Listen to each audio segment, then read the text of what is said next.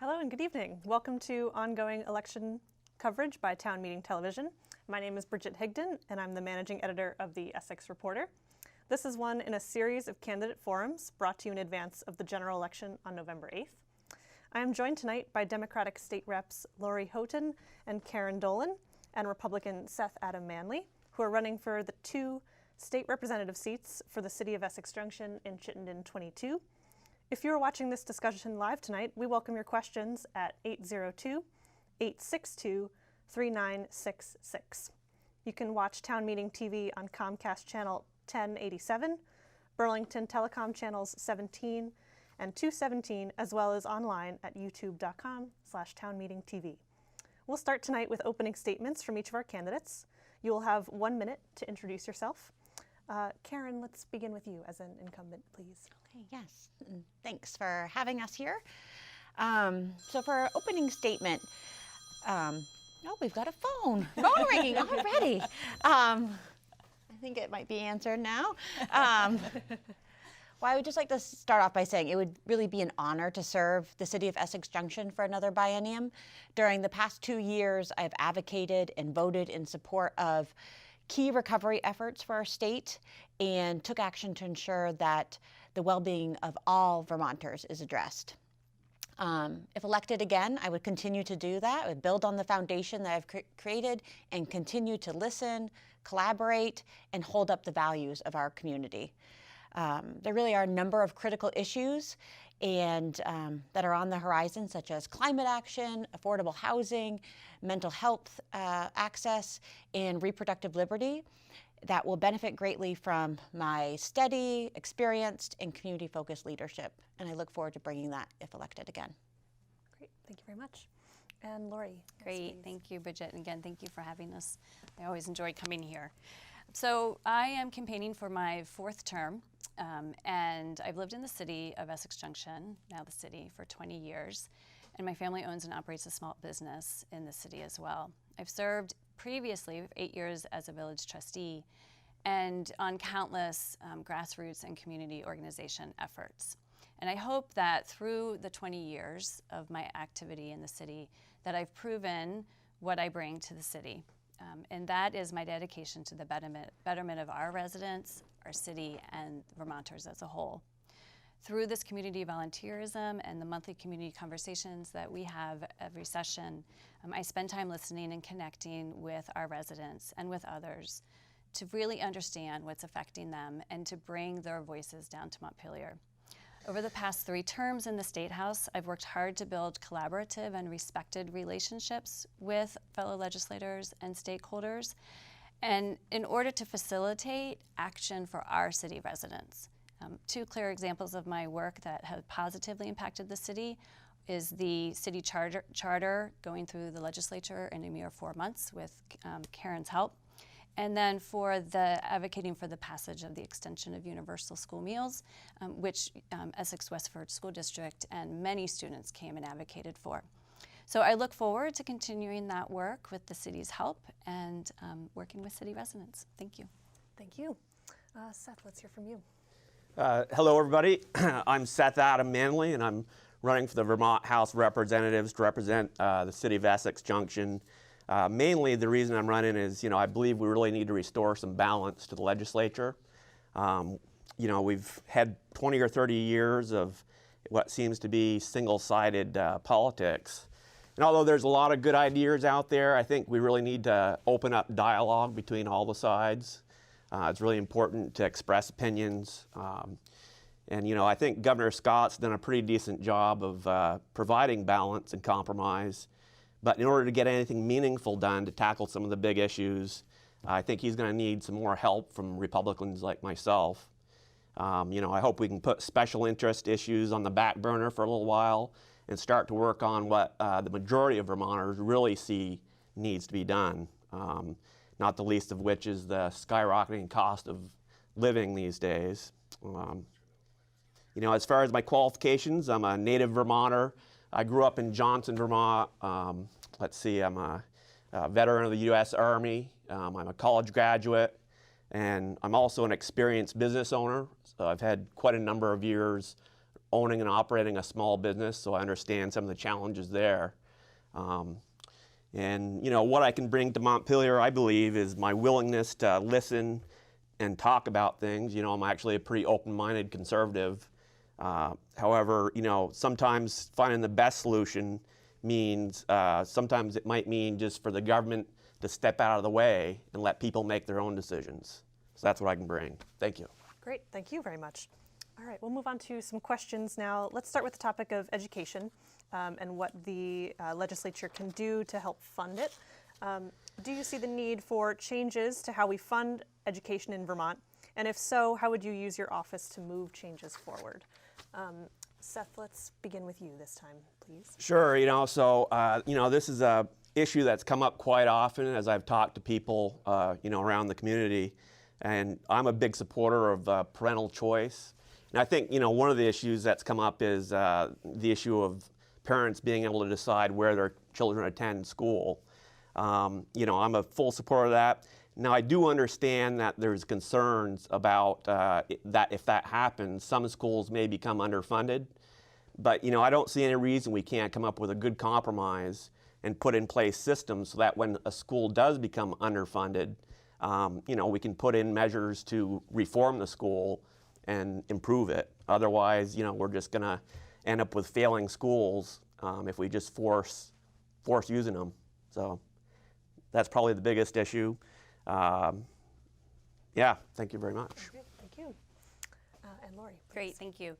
So one of the reasons that I ran for office in 2016 was because I spent some time at the State House and realized there were not many people, legislators who had children in the school system. And so for me, it was really important that we have representatives who can support our future and understand what's happening in the schools. My son, I started when he was in 3rd grade. He's just started high school, and our school district is absolutely amazing, as are most throughout the state. We do a really amazing job. And I fully support the collective responsibility of ensuring equitable outcomes for all of our students. And with that, I was happy to support the passage of S-287 this year. Sorry, I forget what the act numbers are. But that actually updated our weights, which is how we pay for, how we figure out the cost of funding, and significantly higher weights for our multilingual students, which I think will be a big help.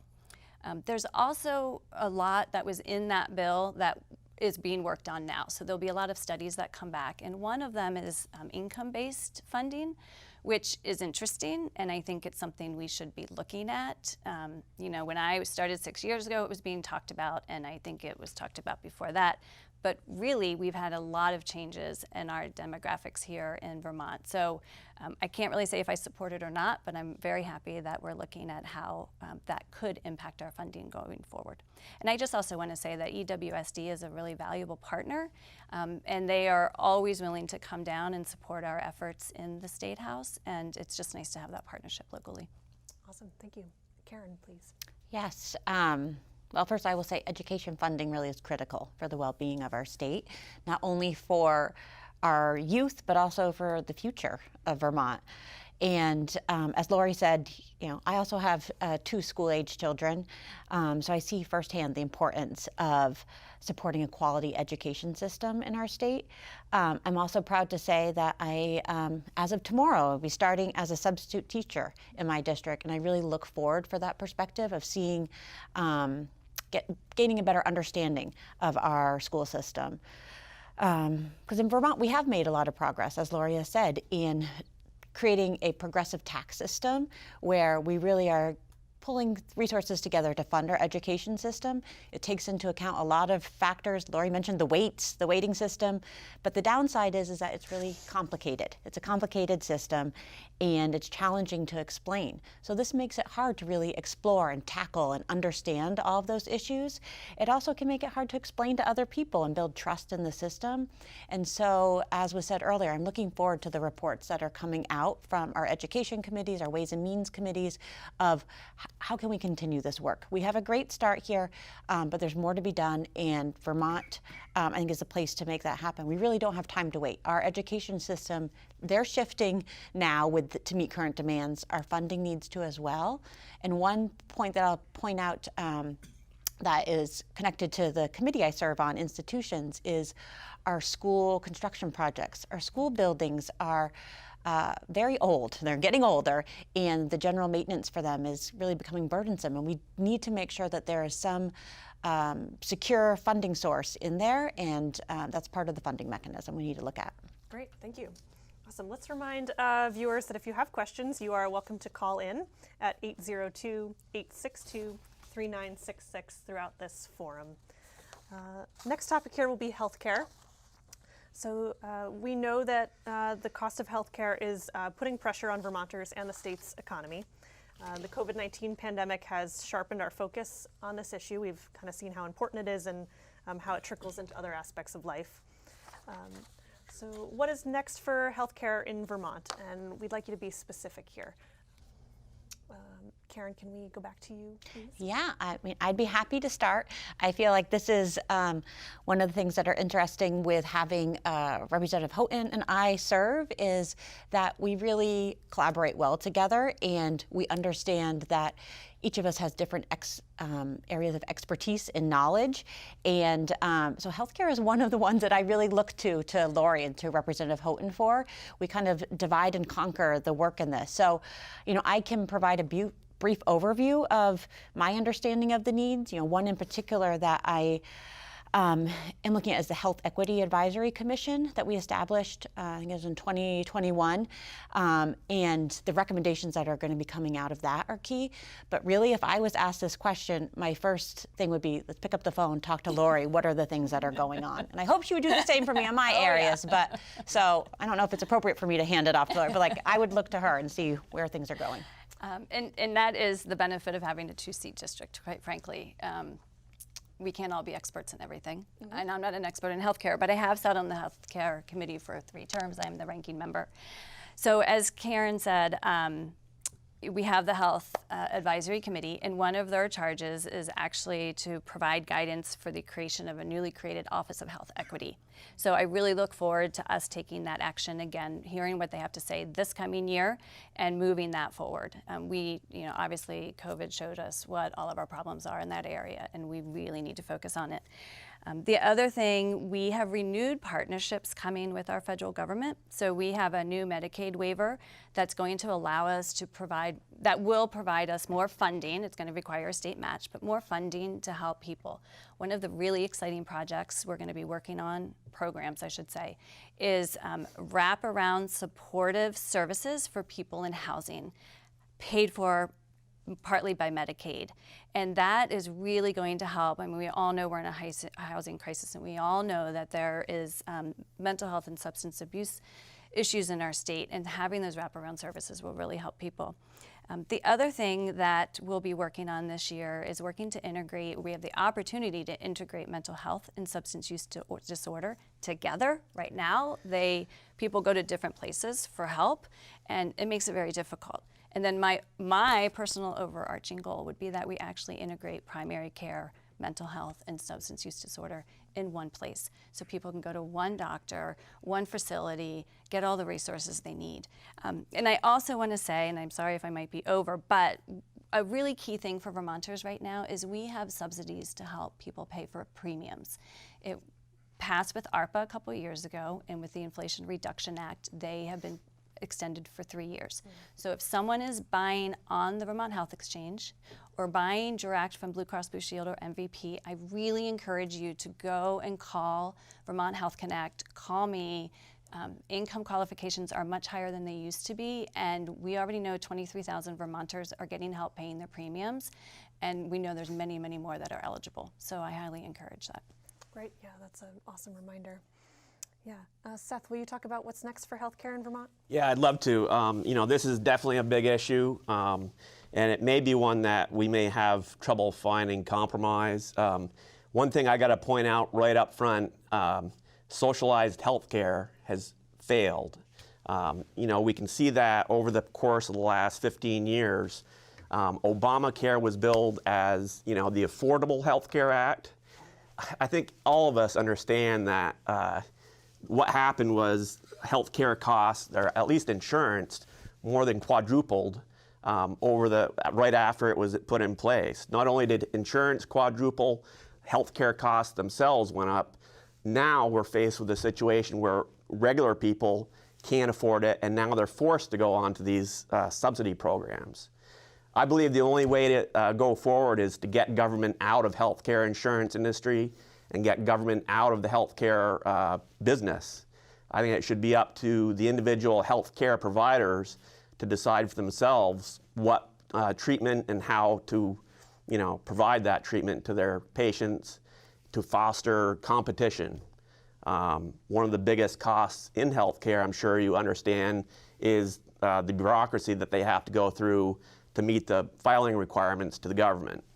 So, while we're on that topic, I know it's a big thing to a lot of people about, there's a lot of talk of free Medicare for all. Again, this is another socialist program that's unworkable, it's unfeasible. And I'll ask you this question. I don't believe it's a God-given right for anybody to have goods and services provided to them for free. The only example, anytime that's going to happen, the only way to accomplish free goods and services is to have a slave culture, or to steal from somebody else to provide those services. It's just a fundamental thing that, we may disagree on. Now, I'm not opposed at all to having programs available for those needy, and I'm sure, while we get government out of these industries, there's going to be a transition period. But, that's one of the things we need to work on. Socialized healthcare is a proven failure, and that's all I got to say. Okay, thank you very much. Alrighty. We're going to move on next here to criminal justice reform. I feel like it's in the news quite often right now, especially in Burlington. You represent Essex Junction, so it is a different place and it has different issues, but some of them are similar. So let's talk about how Chittenden County addresses crime. Is there a problem with policing that needs reform? Is the first question here. And then along with that, how would you address community safety? We know that police departments are short-staffed. There's been alternate modes now to talk about. Essex has a restorative justice center. So let's talk about some of those issues. Lori, I think it's your turn. Okay, thank you. I'm going to start, and then I'm going to actually do the same that Karen did on healthcare. I've learned over the years from a mentor that, again, you can't be an expert in everything, and Karen really is on this one. But I will say, specific to Essex Junction, we have seen crime rise like everywhere else. We had a bike stolen out of our garage one Sunday afternoon. So I firmly believe in the work of the Restorative Justice Center. I firmly believe in the work that the police do. But I also believe there's a place for the community. And we need to support people. We need to support children. We need to support families in such a way that they don't feel that crime is what's going to help them get out of whatever situation they're in. And so to have the resources available, not just the police resources, which we need, but to have crisis mental health services, to have youth services, again, to have the restorative justice, and honestly to have community members who care and who can provide safe places.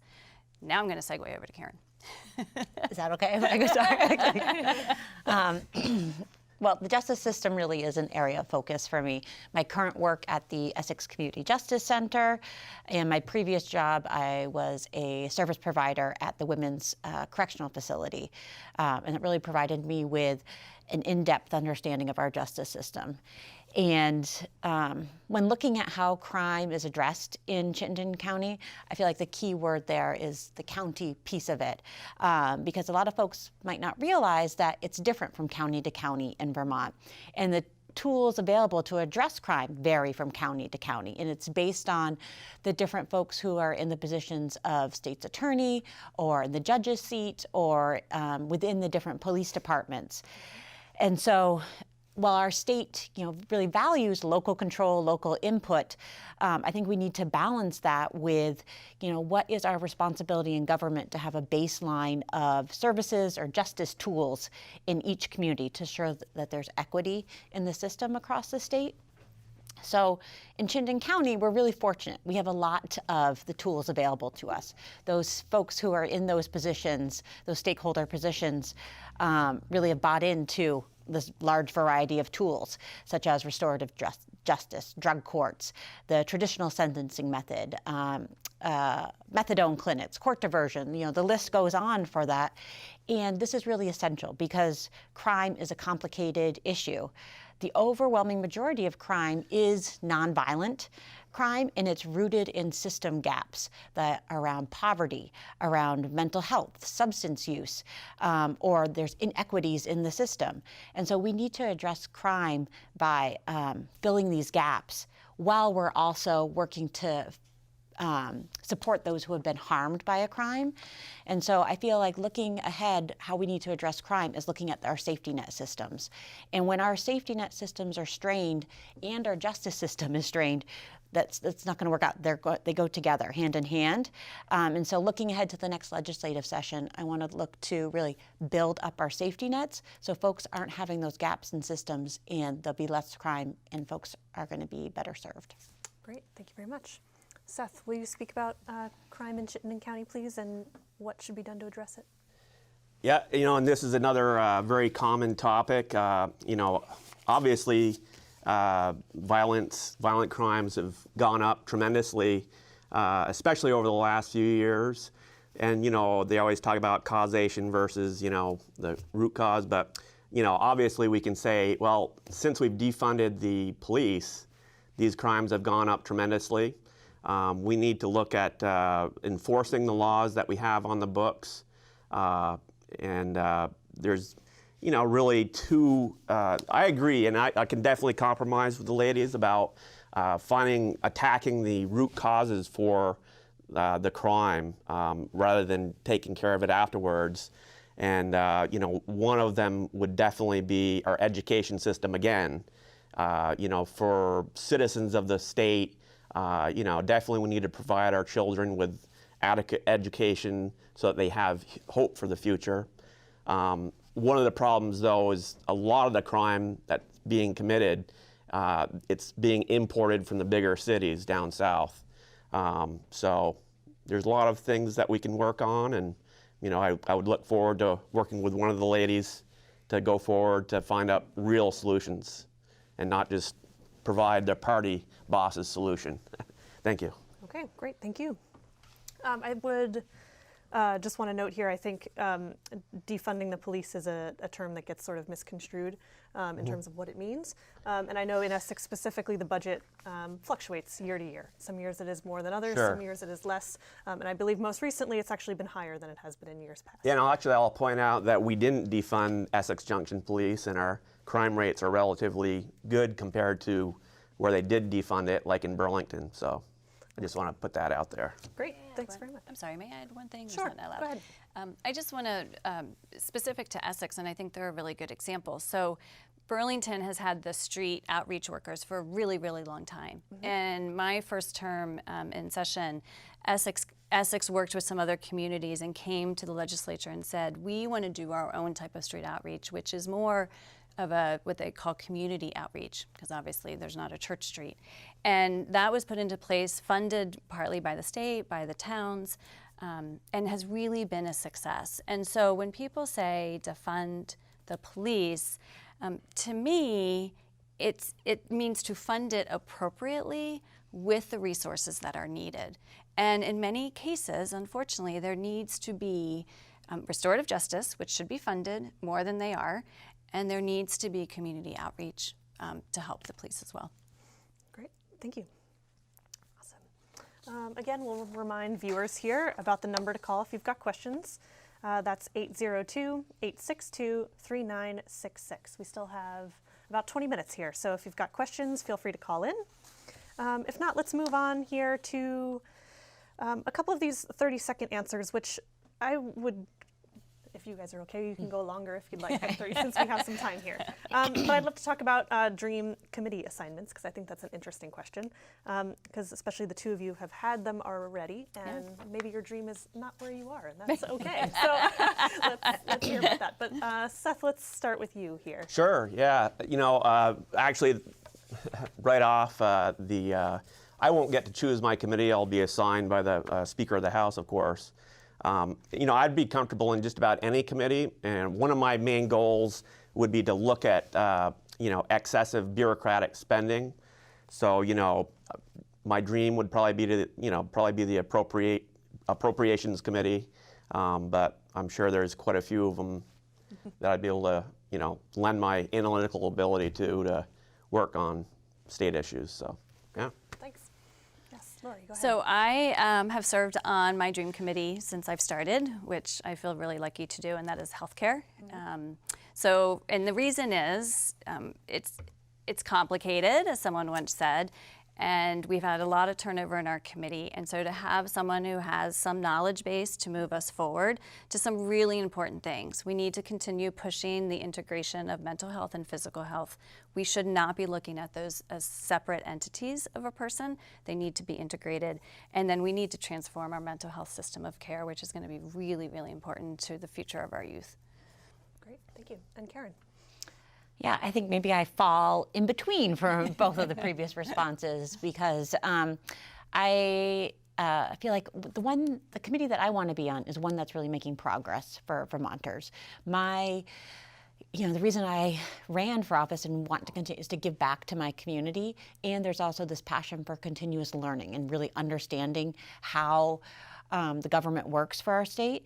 And so with that, I really feel that all areas of the legislative work are important, and my goal is to make progress and move the work forward.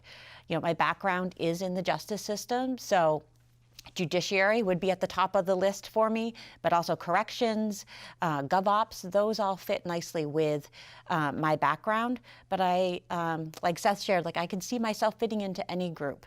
I think that's a trait that I bring, and I would really value the learning of whatever committee I'm on. Awesome, great, thank you. I'd also like to jump down here to gun legislation and talk about whether the candidates here think that more gun control legislation should be implemented in the next legislative session. Starting here, Karen. I'm happy to start. This is one that I've been talking a lot about with folks, and we're definitely hearing from community members about this. And for me, the answer is yes, there needs to be more legislation. This isn't new. It's even in the previous session, and now going into the, preparing for the next one, just hearing about it all the time. We have needed better gun control legislation, and recent events are only reinforcing this. We need to look at things such as waiting periods, safe storage, gun deaths as a public safety issue, health issue, and Vermonters can really have access to guns in a way that ensures safety for all Vermonters. So I think that this is time. We need to have these conversations, and there are things that are already in the queue. Let's move them forward so that we're all safer. I'd be happy to go next. Sure. Basically, and that's all fine and good. However, I'd like to point out one thing to any of the viewers is that the availability of guns and ammunition hasn't changed significantly over the past 20 or 30 years. Matter of fact, it's actually gotten more restrictive. However, we have seen an increase in gun violence. The reason for that is not guns. Of course, I'm a Second Amendment supporter. I think what we need to look at is the cause. It's just like, if the number of traffic accidents go up, do you ban vehicles? No. What you do is you look at why the vehicles are killing people or whatnot. Again, one of them would be education. I probably had a few other comments here. I did prepare for some of these things, if you just bear with me. I guess that's about the best thing I could say. Okay, thank you. Thanks a lot, guys. Sure. So I support the Second Amendment, and I support additional gun safety legislation.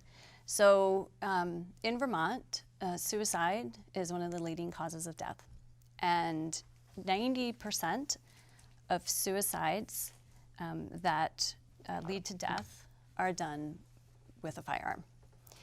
And of the people who survive suicide attempts, 90% of them do not go on to commit suicide.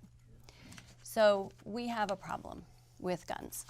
And I'm not looking to take a gun away from anyone. I am looking to ensure that people who are in a moment of crisis, and that does not equate to a mental health situation. It is a moment of crisis, that they should not be able to walk out and purchase a gun immediately. There needs to be a waiting period. I also believe that we can have some reasonable safe storage requirements so that people, youth, and people who should not have access to guns do not have that. I think it is, and I don't quote me on this, I believe it is 43% of Vermont households have guns. I'm not looking to take those away from anyone.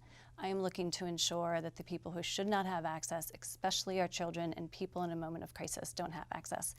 And I just also want to be very, very clear that people who suffer from a mental health illness are usually harmed by others. They don't harm others.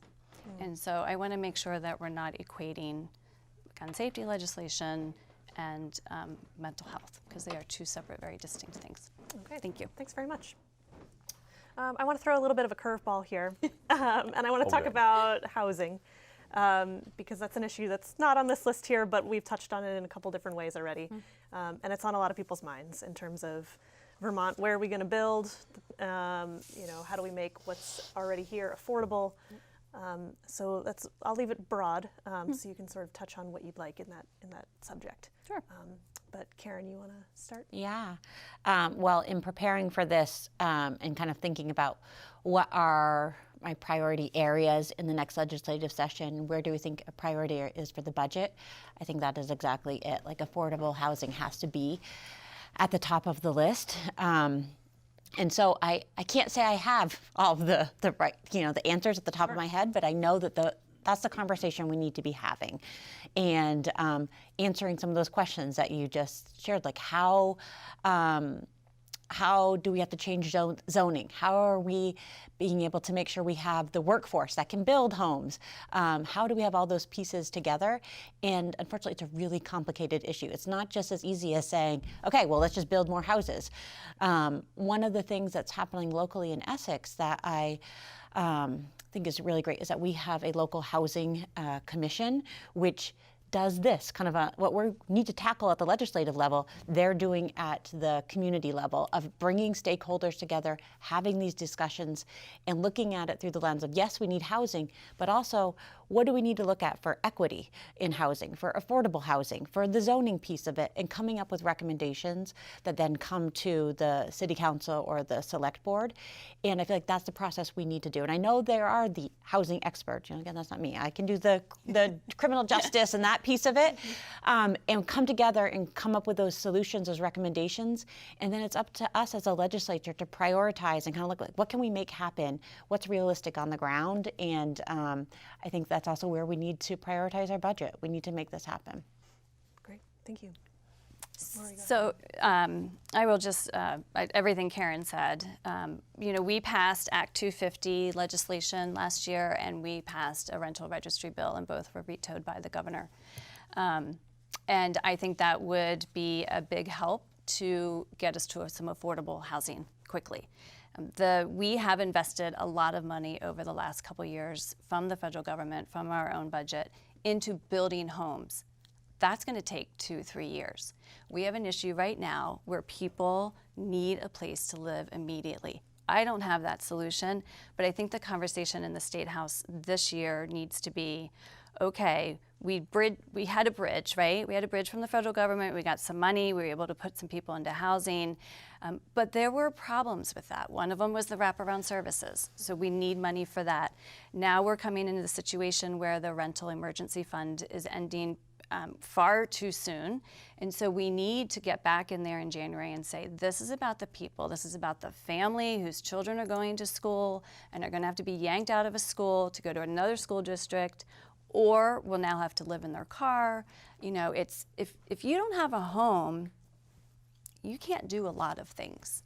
And it's hard to have a job, take a shower, so that we have to start focusing on the people, understanding that in a couple years, yes, we're gonna have more housing, but until then, what do we do? I wish I had that answer. Right, great, and Seth? So yeah, this is another big issue, and I really appreciate the questions that you guys asked here. They are very spot-on questions. I don't know if there's an easy and quick solution to it. I definitely don't believe in just handing out money, just like the old saying, give a man a fish, feed him for a day, teach him to fish, feed him for a lifetime. Some of the issues that we're facing are a little deeper than just a matter of availability of stuff. We do know that Chittenden County has seen a tremendous amount of growth. People are moving here from across the state and from out of state as well. And I do have some ideas. I need to do some more research on it. But I think a lot of people are still talking about deregulation so that our builders can afford to get in and build. Currently, a lot of them have to build the most expensive type housing available just to be able to pay for all the regulatory process. So there's a lot that we can talk about, and I'd really be happy to talk to all sides to what we can do about this. Great. One of the points you mentioned in your opening statement was the cost of living Yep. in Vermont and making Vermont more affordable. Right. I think housing is one of those places where it has become unaffordable for a lot of people who are already here and then people who maybe want to move here. And especially when we think about the workforce situation in Vermont and our demographic challenges, making the state attractive comes down to having attractive places to live that are affordable so that way you can work in our healthcare industry or in our education field in order to get things done. So if anybody wants to further comment on that, you can. Yeah. I'm curious because I think part of this was we can have exchanges back and forth as well, and so and I just appreciate the concept of the deregulation and having government out of it. Because I agree. Like I want to be fiscally responsible and spend money wisely. I think the piece that I have found that goes along with it is that we need some eyes and ears on monitoring how programs roll out, specifically around equity. And because I have used the fish phrase before, but I think it's like, do we know that everybody has access to a pond where there's fish? And what kind of fish are they? Are they minnows or are they, big fish? And so that's what I want to make sure our government is using money for, to make sure everybody has access. So I would just be curious to understand them, because I want that. I want it to be, how can we be as efficient as possible, but also make sure that we're looking out for everybody. Any further comment on that, Seth? I agree with that,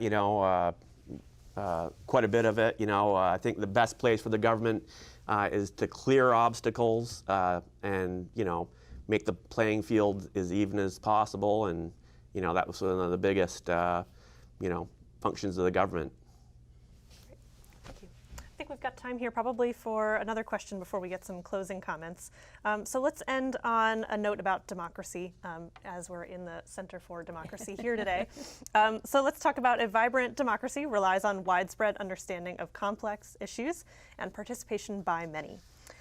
Please tell us 3 ways we might improve accessibility to local politics here in Vermont. Lori, let's start with you. One is civics education in our schools. Don't think of this as another mandate on the school system. I don't want to do that. But we need to ensure that our children understand what is out there, what they can do, how they can affect the world they live in.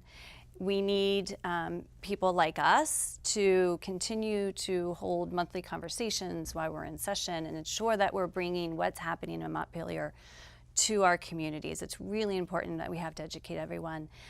Increase your viewership, I think, is really, really helpful. In Essex, we've used this to get so many issues out, this forum, and it's really, really important. And the last one, I'm sorry, I think that's 4, but the last one is to continue allowing Zoom legislation, is what I'll call it. We need to make sure people can see into our committee rooms and our votes on the floor. And I think we've done it very well through COVID, and I think we will continue to do that, and we should. Great, thank you. Seth, 3 ways to improve accessibility to local politics. So yeah, and this is, I've just recently got involved in politics, and, frankly, I didn't realize how much stuff was going on. Again, I'm going to go back to my fallback, education is a big one, especially our kids, but even, our adults. Maybe we should open up continuing education classes, and make them attractive to people so that they know more about stuff. And again, transparency is a big one. Making it accessible for people to get in there and advertise meeting times and so forth. Yeah, and I really don't have a third one. I didn't prepare well for this. That's okay. Yeah. Great. And Karen. Yeah, I think I would repeat some of that have been shared. Again, because I have 2 school-age children, like engaging our youth, even though I'm in the legislature, I'm surprised, of like what they don't know and how they think I spend my time. And it's like, this is it. This is being involved in local politics. I am happy with, I think it was last year or the year before, we passed legislation around creating a youth council in the state, and I think that's great. And that's what we need to do, is so folks can see the pathways, see where they can share their ideas and go with it to make change. I do also agree with continuing access to government through, whether it's in the legislature, by having everything on YouTube and it's recorded there. Like I was just listening to a committee today, could be there, but I didn't have to be in Montpelier. And then I also think, we really need to take some time to examine our part-time legislature and how accessible is that? And is it, if folks don't see that they can be a part of the legislature, it's like, how can I fit into something that's part-time and all this flexibility that's needed, that might not give them momentum to keep exploring it and diving into that. And so I think for us to look at what are the ways that folks can be involved and how can we make sure it can be a part of their lives, from start to finish. Great point. Nice. And I'll put a plug in for public access television. Yeah. That's my third one, public access television. And you can read your local newspaper. They need support as well. Yes, they do. And yeah, I think it's really important, especially that youth aspect that Yeah. a couple of you mentioned. You can go to select board meetings, you can go to school board meetings, sit and watch and listen, run for office yourself if you're 18. There's lots you can do. I'm just really quick. My son watches YouTube a lot, and so it's really great when he's watching YouTube. And now all the committees come up, or you guys come up, and he'll watch, some of the meetings. So it's exciting. Yeah. Good. All right, we've got 3 minutes left here, so that's just enough time here for some closing comments. We started with you, Lori. So Seth, can we end with you here? Sure. Yeah. I didn't have a prepared statement, although. I will go back to, doesn't matter, I would look forward to working with either of these ladies. They've got a lot of good ideas, and hopefully I could bring something to the mix if we did work together. No matter what happens, I definitely agree with the democracy conversation we just had. If any of you at home are concerned about any issues, whether you like my opinion or if you like their opinion or something in between, you really should get involved. There's a lot of stuff going on in local politics, and the best way forward, I believe, is grassroots efforts. There's a lot you can do right in your community. And that's the best thing I can say. Please consider me for a vote this fall. Awesome. Thanks very much. And Karen, please. Yes, so I started with saying it's been an honor to serve the city of Essex Junction, and I'll end with that as well, that it really has been a true honor, along with Representative Houghton, and I really look forward to the opportunity to further carry the voices of community members in another biennium, and I hope I can count on folks' vote. Awesome. Thank you. And I'll finish it up. I echo Karen. It has been a true honor to serve Essex Junction, and I love our city. I appreciate the continued support of our community, and I really look forward to continuing my time in the State House and bringing the voices of Essex Junction down there. I encourage residents to reach out with questions, to talk about issues, and as Seth said, get involved as much as you can, and I would appreciate your vote. And thank you for hosting us. I always enjoy these forums. Sure thing. Yeah, thank you for tuning in to Town Meeting TV's ongoing coverage of statewide and regional candidates and ballot items. You can find this and more forums at www.ch17.tv. Please don't forget to vote on or before November 8th. Ballots will be mailed to all registered voters in the state. And to confirm you are registered and will be receiving a ballot, you can visit the Secretary of State's online portal at mvp.vermont.gov. Again, my name is Bridget Higdon, and thank you to Lori, Karen, and Seth for joining me today. Thank you for watching at home, and please have a great night.